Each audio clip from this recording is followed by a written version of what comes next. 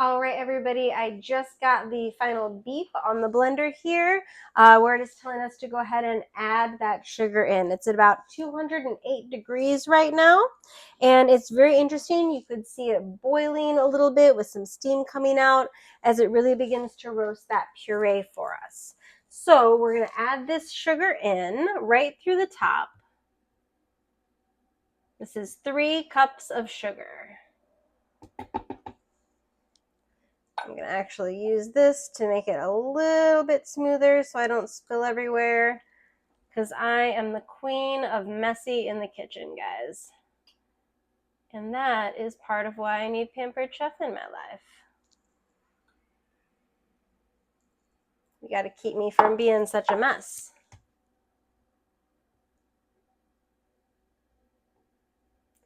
Now all that sugar is kind of sitting on the top there. That's perfectly fine. That's going to get very well blended and incorporated. From the steam coming out of the top, you can see that some of the sugar has stuck to the inside of the cup here. It's just some residue on there. I'm going to go ahead and just gently push that in so that we have our full amount of sugar. I don't want to lose out on any of that. I'm here for all the sugar. Now, you could also make this recipe because it's using pectin. So the pectin is really the agent in this that's causing the thickening jam jelly-like consistency. You could actually use alternative sugars. One of my favorite go-tos would be either coconut sugar or monk fruit sugar. Coconut sugar is going to give it a little bit different flavor.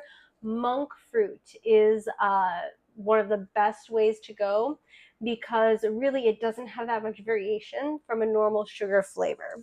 So we've got this added in. I don't want it to cool back down, so we're going to jump right back into it. Put this little sauce lid back on top. Oop. Put a little bit of sugar on the side here that spilled because I still managed to be messy about it. That's okay. Cleanup's going to be quick. All right, and all I'm going to do is hit that power button, that big center wheel for go. Let's finish up that jam.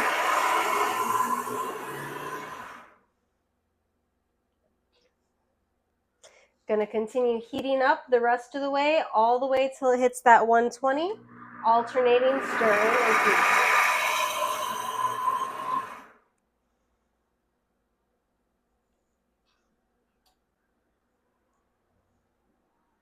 There we go.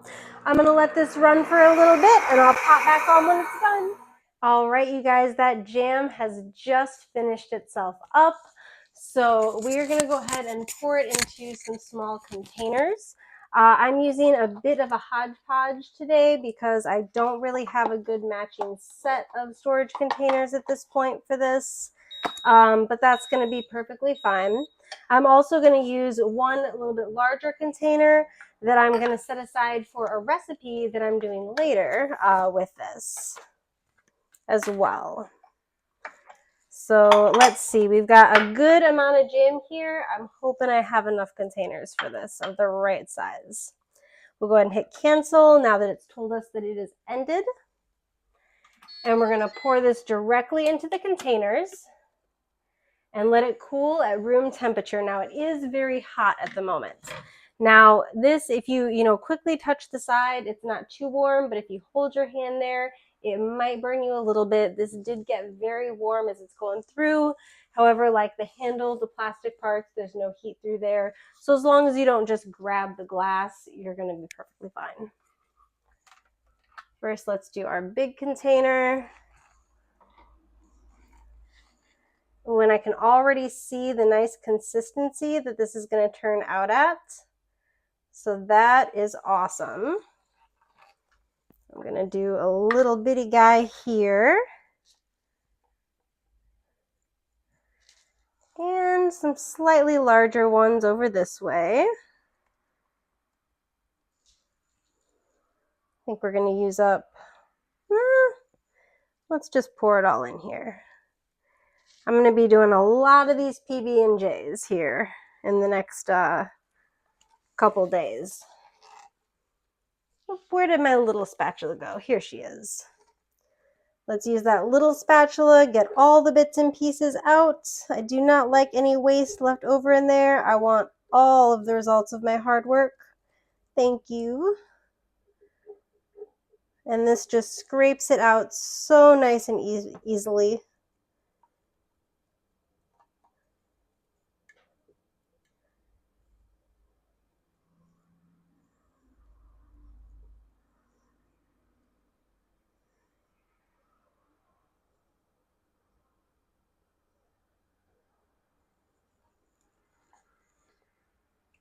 And a little bit of a chef's taste. This is probably too hot for me to eat it right now, but I don't actually care. Let's see. Yeah. That is amazing. Oh my gosh. All the fresh raspberry flavor. So good. I wish you guys were here right now. I would love to share. If y'all want to do a Pampered Chef party in person, please let me know. It is so much fun when I'm able to just come and cook for you and your friends and show you how simple and easy this can be, and we can share these delicious recipes together. And I will let you guys know, I know we're kind of spread out in this group, you know, all around different places, but I am actually willing to travel in order to host these parties for you guys. So I know a lot of you are located in Illinois right now. Anybody who's down here in Louisiana that wants to join on in and have an in-person party, let me know anytime. We will make that happen. If you are one of my buddies up in Illinois, if I can get 5 parties booked in a week, 5 different parties that we want to run, then I will make the trip and fly up there to come see y'all for that. Gotta make enough to pay the airline ticket, make it worth taking a week off work, but I would absolutely love to do that with you, because sharing the food, I think, is the best part.